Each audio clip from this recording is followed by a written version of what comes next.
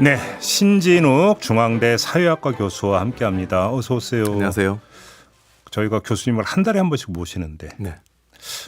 오늘이 4월 24일. 그러고 보니까 총선이 2주 지났더라고요. 네네 그러네요. 그러니까 딱 시간이 엄청 빨리 가는 것 같아서 이렇게 빨리 가면 안 되는데 네. 아무튼 총선을 좀 계기로 저희가 좀 돌아볼 게 있어서 네. 오늘 교수님께 이 질문을 좀 집중적으로 드리려고 하는데 천만당원 시대. 네. 천만당원 시대라고 하는데 우리 정치가 가야 할 길이 뭐냐. 네네. 이 주제를 가지고 오늘 한번 좀 이야기를 좀 풀어가 보도록 하죠. 네. 결국은 이거는 또 이제 어떤 우리 국민들의 정치 참여 문제하고도 직결되는 것 같은데 그렇습니다. 이 얘기를 풀기 위해서 일단 먼저 2주 전에 있었던 총선의 투표율부터 한번 좀 분석을 해봤으면 좋겠습니다. 네네. 67%가 나왔습니다. 네. 이 투표율이 갖고 있는 의미를 어떻게 해석을 하세요? 네. 총선 투표율로는 32년 만에 최고 수준 뭐 이런 얘기를 네. 하지 않습니까? 예. 저희가 근데 돌이켜 보면 4년 전 2020년 때 코로나19 위기 중이었죠. 네. 네, 그럼에도 불구하고 28년 만에 최고라고 했었어요. 그때 66.2%. 네. 2%. 예. 네. 근데 그 당시에 해외 언론에서도 무수히 보도가 됐었죠. 네. 코로나 위기 와중에 이 정당 정치가 발달한 유럽에서도 선거가 연기되거나 뭐 취소되는 일들이 많았잖아요. 맞아요. 근데 한국에서는 정상적으로 실시했을 뿐만 아니라 역대 최고다 해서 굉장히 많이 주목을 받았는데 맞아요. 그거에 기억이 나네요. 그렇죠. 예. 해외 언론이 집중 조명했었어요. 네네. 그래서 저희가 돌아본다면 추세가 있다라는 거예요. 어떻게요? 네. 그래서 추세를 저희가 돌아보면 87년 민주화 이후에 네. 첫 번째 총선이 저희 88년이지 않았습니까? 그렇죠. 그때 투표율이 75.8%였거든요. 그 이후로 투표율이 계속 내려갔어요.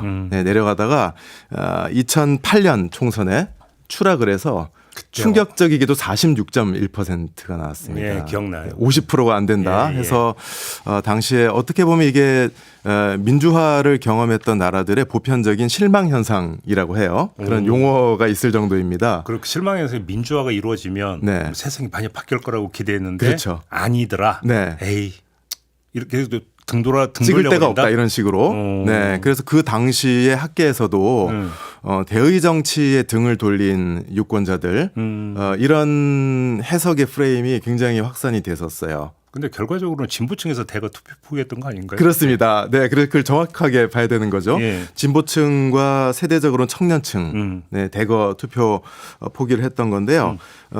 그 이후로 저희가 충분히 주목하지 못한 부분이 그 이후로 투표율이 계속 올라갔다라는 거예요. 어허. 네, 그래서 그 추이가 이번 선거에서까지 계속 된 걸로 그렇게 해석을 해야 되는 거고요. 대선도 비슷한 추이라서 예. 2007년 때 저점을 찍었습니다. 63% 나왔고요. 예. 근데 그 이후에 또 계속 올라갔어요. 네, 그래서 2017년에 77.2%가 나왔는데 네. 지난 대선 때 뭐 역대급 비호감 선거 그러지 않았습니까? 그런데 투표율이 거의 비슷하게 나왔거든요.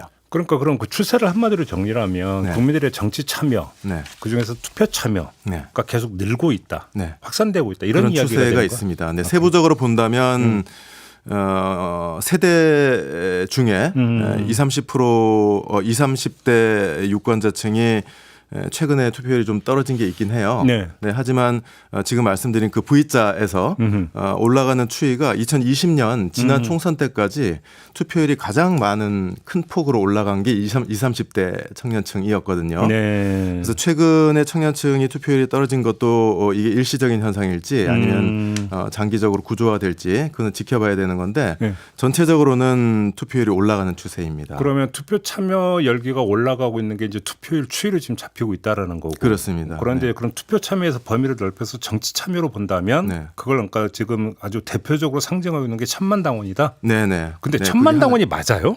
맞습니다. 저도 눈을 의심해서요. 여러 가지 통계를 아니, 진짜로 천만이나 된다고요? 천만 당원이? 됩니다. 네, 오. 적어도 중앙 선관위 공식 통계를 가지고 네. 그러니까 대한민국의 모든 공식적인 네. 정당들에 관련된 체계적이고 장기적인 통계를 갖고 있는 건 중앙 선관위 통계거든요. 예.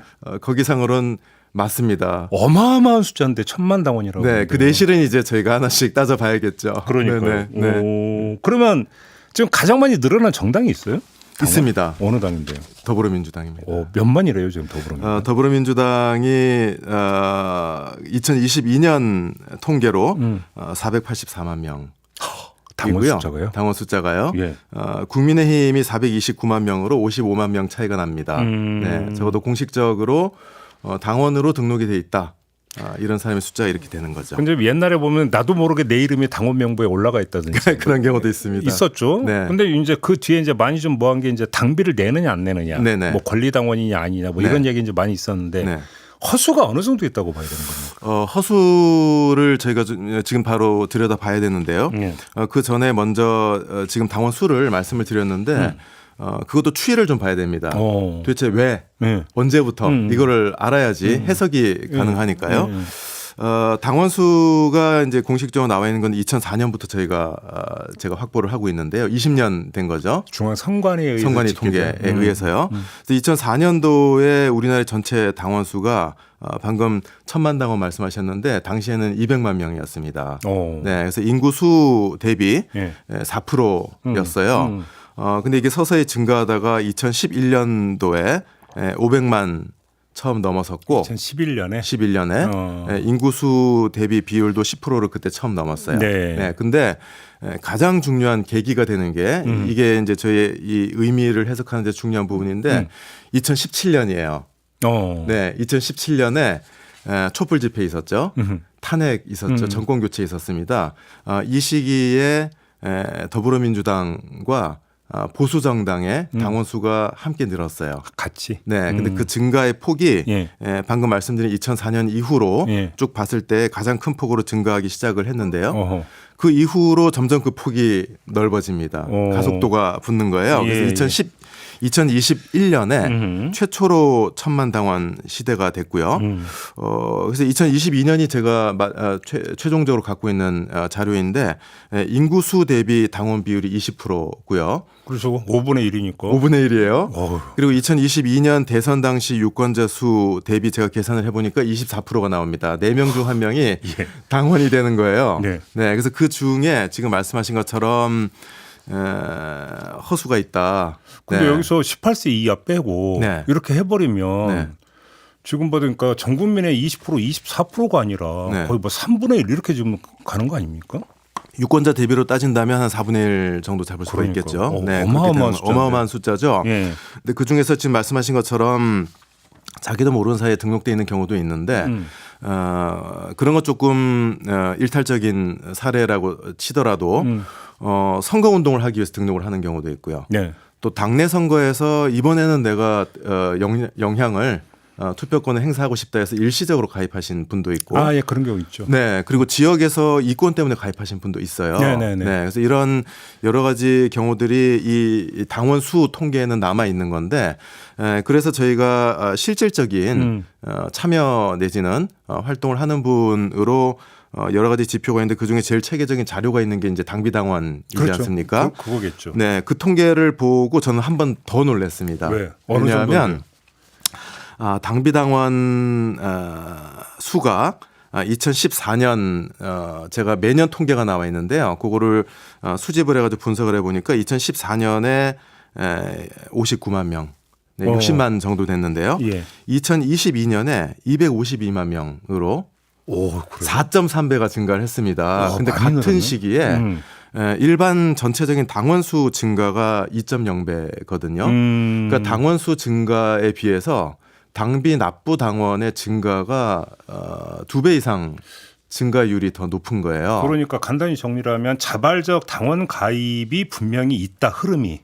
이렇게 봐야 되는 분명히 거예요. 있고요. 그거를 다른 또 학자분들의 여러 각도에서 이따 또 제가 말씀드릴 기회가 있을 것 같은데 최근에 분석한 게 많이 있는데요. 보면은 확인이 되는 부분이 있습니다. 그래서 이 당원 중에서 당비 납부 당원의 비율을 제가 봐도 2014년에 11%였는데요. 2022년에는 24%로 2배 이상 증가를 했어요. 예. 근데 이 부분에서도 가장 두드러진 게 더불어민주당입니다. 네, 그래서 저희가 보고 있는 많은 현상들의 배경이 이해가 되는 부분이 조금 있거든요. 이걸 통해서. 그래서 더불어민주당의 2022년 예. 당비 납부 비율이 29%고요. 예.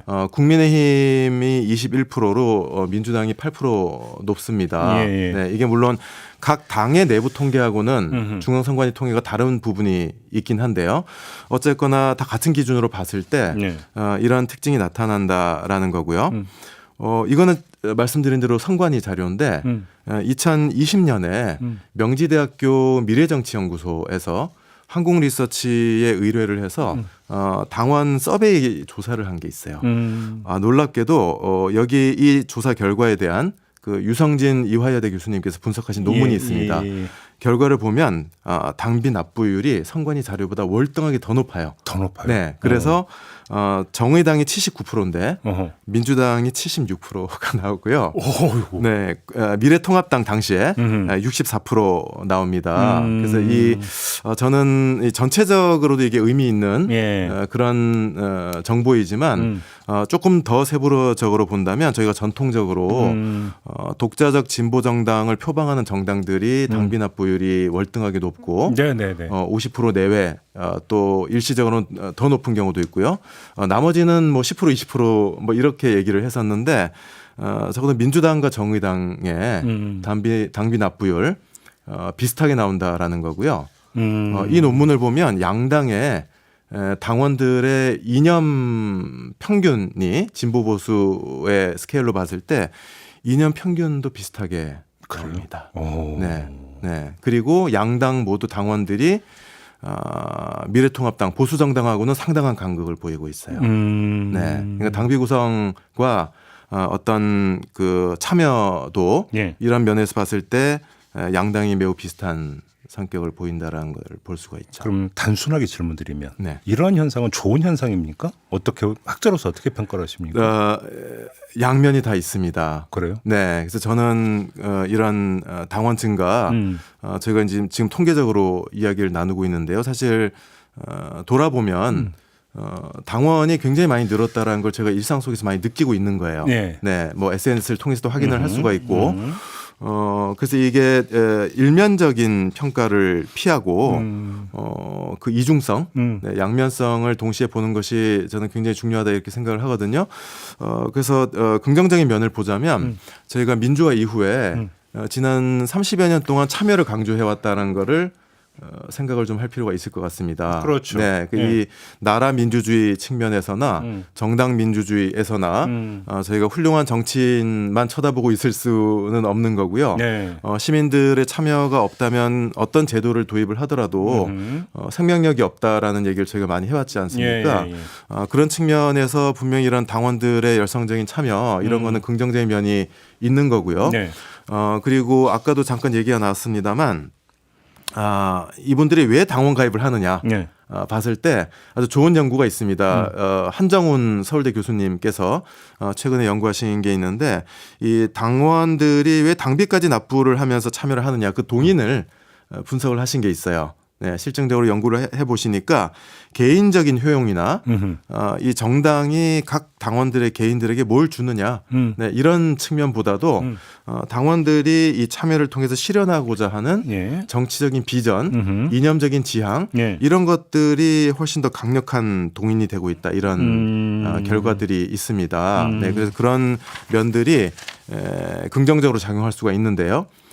부정적인 면들이 있을 수가 있는 거죠. 어떤 면이 있습니까? 저는 두 가지를 생각을 하고 있는데요. 하나는 지금 말씀드린 것처럼 당원분들께서 생각하는 좋은 정치, 좋은 나라를 위해서 지금 헌신을 하는 거지 않습니까? 당비도 내고 참여도 하고 이렇게 하시는데 이 나라의 유권자들이 시민들이 각자 생각하는 좋은 정치, 각자 생각하는 좋은 나라가 같지 않다라는 거를 누구나 생각을 할 필요가 있다라는 거예요. 네, 그래서 내가 생각하는 내지는 우리 당원들이 생각하는 좋은 나라, 좋은 정치가 절대적으로 좋은 거라는 그런 어떤 독선에서 출발을 하면은 열심히 참여할수록 갈등은 깊어질 수밖에 없는 거죠. 네, 요게 이제 하나의 포인트라는 생각이 들고요. 예. 그러면 서로 과거에 그 막스 웨버라는 사회학자가 예.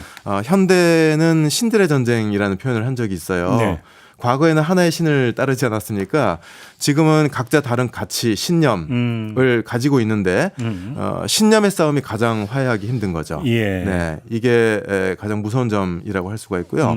두 번째로는 뭐냐면 당원들의 여론과 그리고 비당원이지만 지지층인 분들의 여론이 다르지 않습니까? 예. 더 나아가서 다른 정당을 지지하는 분들이나 예. 특정 정당을 뚜렷하게 지지하지 않는 분들의 여론은 더 다를 수 있습니다. 이른바 당심과 민심의 궤. 그렇습니다. 네, 당심과 지지층의 여론 또 전체적인 민심의 지형 이런 것들이 다를 수가 있는데 예. 뭐 다른 걸 억지로 저희가 화해시킬 수는 없어요. 예. 네, 하지만 문제는 당원의 당심만을 반영한 정당이 집권을 해서 그 여론만을 반영을 한 정책을 일방적으로 추진을 하게 되면 우리나라 정치가 불안정을 벗어날 수가 없습니다. 네, 어느 당이 집권을 하더라도 극심한 반대 여론을 항상 갖고 있어야 되는 문제가 있는 거죠. 알겠습니다. 네.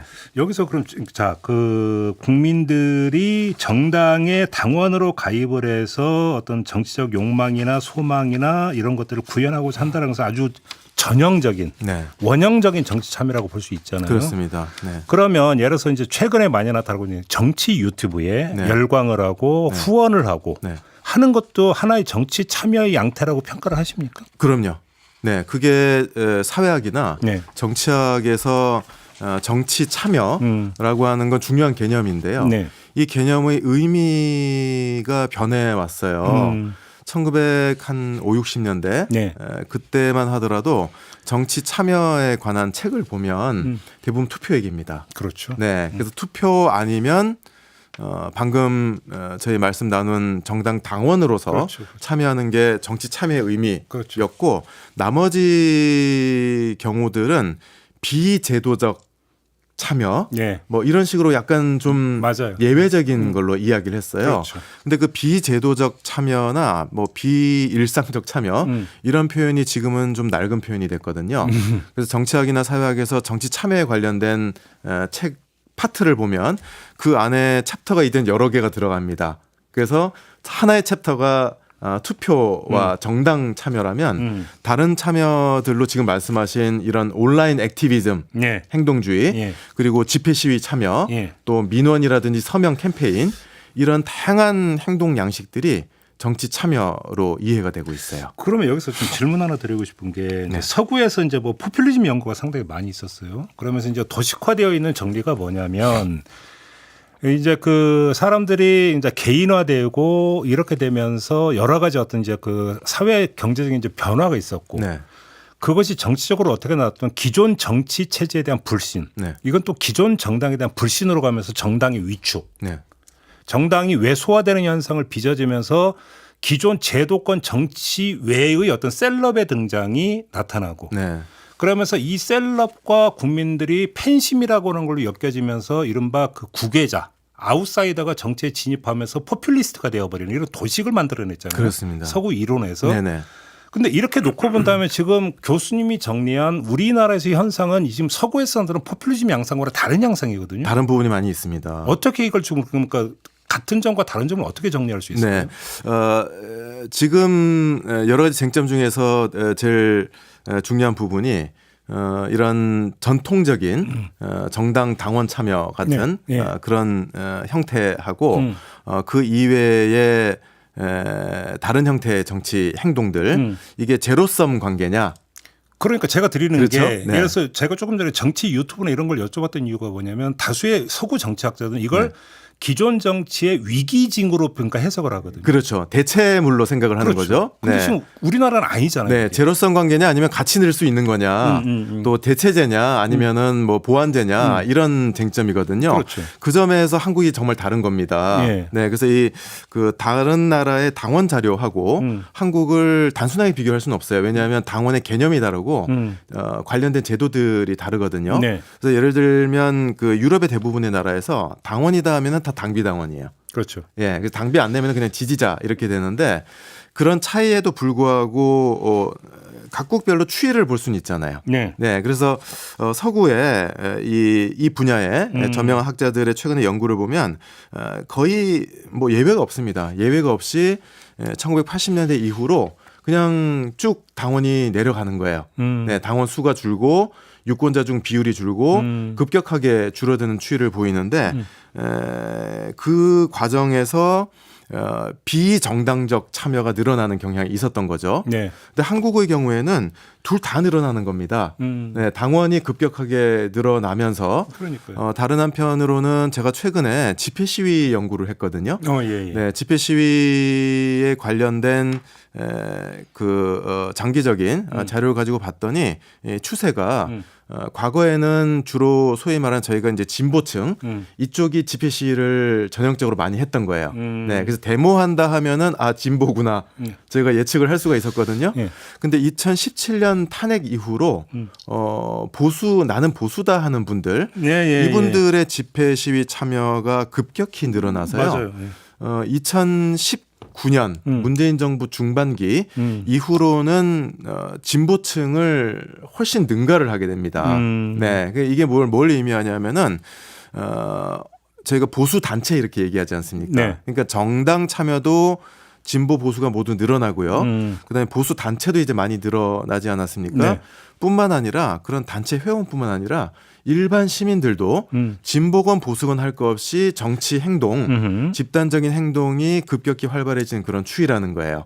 예, 그러니까 이게 정당 또 사회 조직 그리고 일반 시민들 3층위에서 모두 최근 몇 년 사이에 집단적인 정치적인 표현 행위 이런 것들이 늘어나는 추이가 한국이 아주 독특한. 근데 현상인 여기서 거죠. 제가 조금 전에 드렸던 질문을 좀 이어서 후속 질문을 드리면 이게 네. 그러면 보완 관계냐 대체 관계냐 이거를 좀 다른 제3의 시각으로도 분석해 볼 수 있다고 생각을 하는 게 네. 당원들의 정당 활동 참여 방식. 네. 그러니까 고전적 모델은 청년위원회, 여성위원회, 직능위원회 이런 것들이 있으면 거기에 어떤 그 조직화되고 네. 거기서 교육이 이루어지고 그러면서 거기서 그러니까 당원으로서 일상 활동을 하면서 아주 중대한 어떤 당의 결정에 대해서는 대의원 피라미드 구조에서 대의원을 통해서 어떤 이게 의견이 상향식으로 수렴되는 네. 이게 이제 전통 모델이잖아요. 그렇습니다. 근데 지금 그러니까 당비를 내는 당원이라 하더라도 뭐 예를 들어서 뭐 청년위원회니 여성위원회니 직능위원회 이런 데 지금 조직화된 게 아니라 네. 흩어져 있는 당원으로 있다가 네. 어떤 특정한 어떤 이슈에 대해서 쫙 몰려서 의견 표명하고 다시 또 흩어지는. 네. 굉장히 유동적인 거죠. 그렇죠. 그러니까 네. 이런 산만하고요. 그 포퓰리즘 연구사에 보면은 어떤 대중들의 어떤 참여 방식의 양상권화는 플래시몹이라 이런 걸 강조하잖아요. 네. 지금 이제 집회 말씀하셨던 것처럼 네네. 그렇게 잠깐 모여서 쫙 표현하고 다시 흩어지는 이게 당원 안에서 참여 방식이 이게 나타나고 있는 게 아니냐. 네.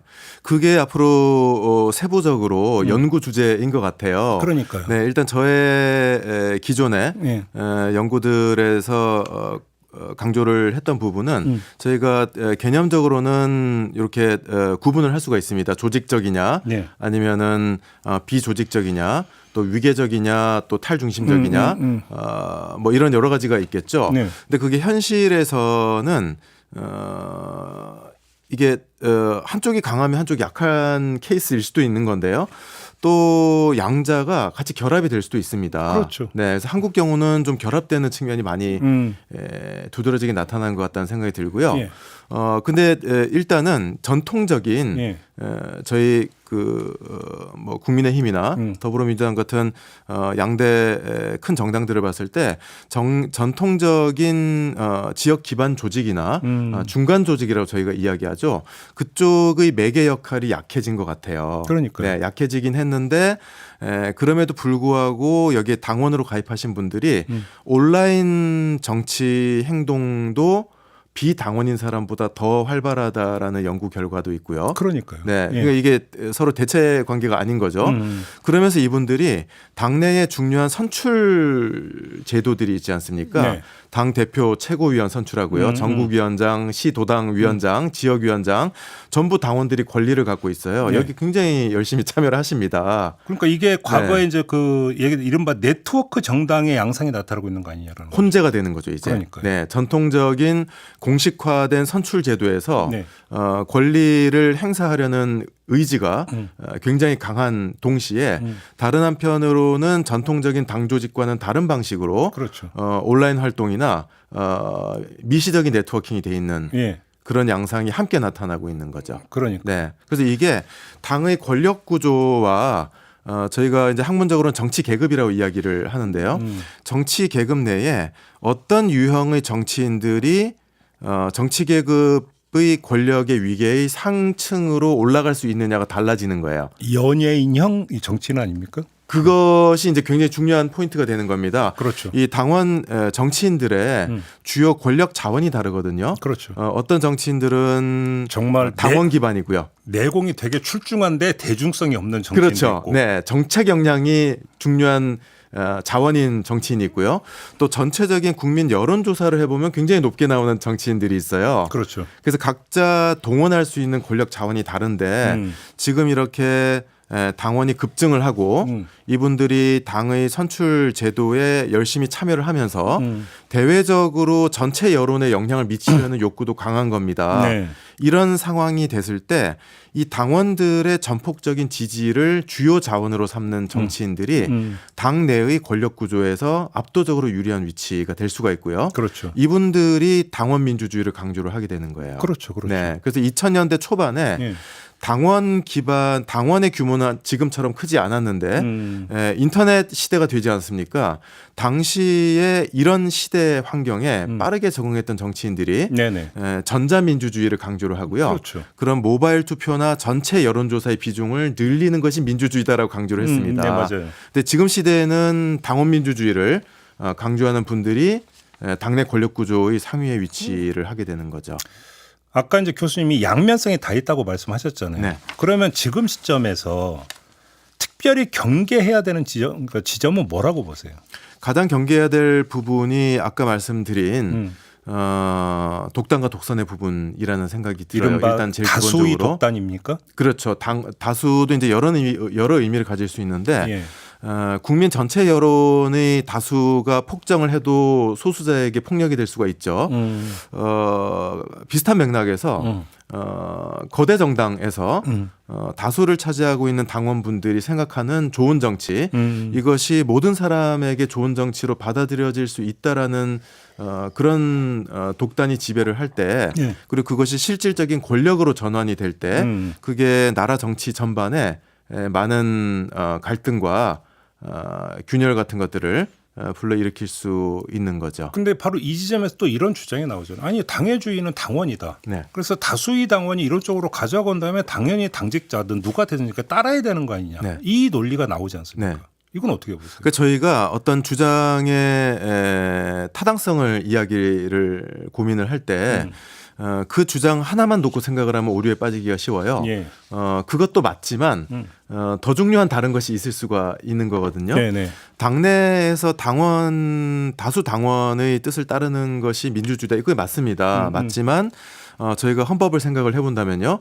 공당의 존재 이유가 뭔지를 생각을 해볼 필요가 있어요. 예. 당원을 위해서만 존재하는 것이 아니거든요. 더 중요한 것은 그 공당으로서 우리나라의 민주주의에 기여를 하기 위해서 존재하는 것이 공당이에요. 네. 그러면 그 당원들의 다수 당원의 의지가 중요한데 그 다수 당원의 의지가 우리나라 전체에 공공선을 지향하는 방향으로 과연 다수에게 수용될 수 있을 것인가에 대해서 성찰적인 계기들이 굉장히 중요하게 작용을 한다라는 것이죠. 근데 그 지점에서 이렇게 놓고 본다면 초점은 당원에 맞출 게 아니라 네. 그 당원들의 참여를 어떻게 받아안느냐의 문제, 네. 그래서 당 지도부의 문제, 네. 내지 의원들의 문제. 오히려 이게 더 핵심적이다 이렇게도 볼 수 있는 거 아닌가요? 그것도 매우 중요하게 작용을 합니다. 예. 네, 민주주의에서도 주권자 시민 그리고 당내에서 당원의 뜻만 중요한 것이 아니라 네. 사실 그 정치 엘리트들이 어떤 사람들이냐가 너무너무 중요하지 않습니까? 네, 네. 그래서 방금 말씀드린 것처럼 이 당원들 그리고 또 정치적으로 활동적인 분들이 자신에 대한 성찰성을 갖는 거 이것이 중요한 동시에 정치인들이 정치 엘리트들이 어떤 그런 당원을 자원으로 해서 자신의 권력 추구에만 머문다면 대단히 위험한 것이 될 수가 있는 거예요. 여기서는 결국은 동원이냐 참여냐의 문제로 가는 거잖아요. 그렇죠. 네, 궁극적으로 지금 지향하고 있는 바가 우리나라의 공공선이 될 수 있느냐, 예. 그리고 다수를 설득할 수 있느냐, 여기까지 가야만 되는 거고요. 네. 가장 궁극적으로는 저는 그런 것 같아요.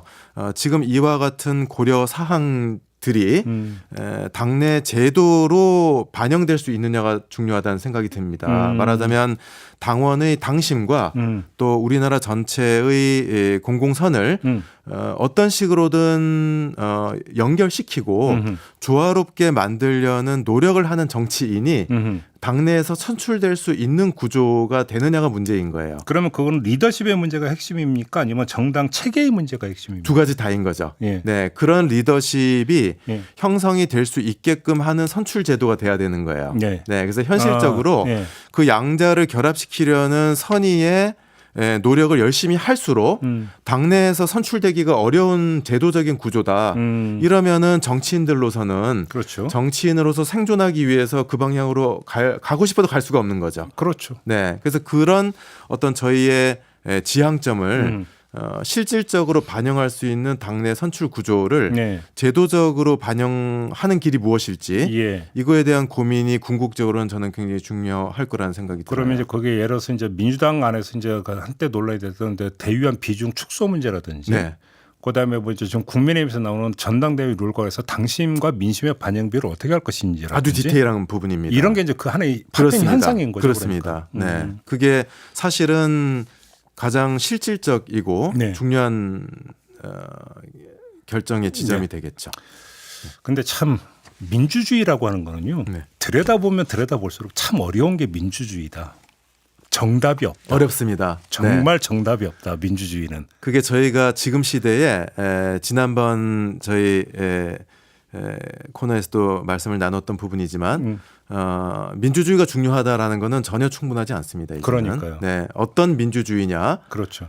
그 질문에 대한 답을 찾아야 되는 시대입니다. 그래서 누가 그런 얘기를 하더라고요. 민주주의에서 핵심은 성찰의 기제가 작동되는가 안 되느냐가 가장 핵심이다. 아주 중요한 지점이라는 생각이 들어요. 네, 그게 네. 핵심이다. 민주주의에서 네. 핵심은 네. 그거다. 이런 얘기를 하더라고요. 정치 엘리트와 시민들 모두 그렇습니다. 그러니까요. 제도적으로도 네. 그렇고요. 네. 이거를 확인하는 시간입니다. 네, 그렇습니다. 그래서 뭐 당원이 많이 늘었다. 특히나 허수가 아니라 뭐 당비를 내는 당원이 늘었다면 좋은 거 아니야? 네. 당연히 대부분 이렇게 생각하겠지만 거기는 또 다른 그림자가 있을 수가 있다. 그걸 어떻게 경계할 거냐 이게 핵심이다 이런 얘기가 되는 거겠죠. 알겠습니다. 오늘 이야기 이렇게 좀 마무리하죠. 신진욱 교수와 함께했습니다. 고맙습니다. 네, 고맙습니다. 네, 저도 물러가겠습니다. 고맙습니다.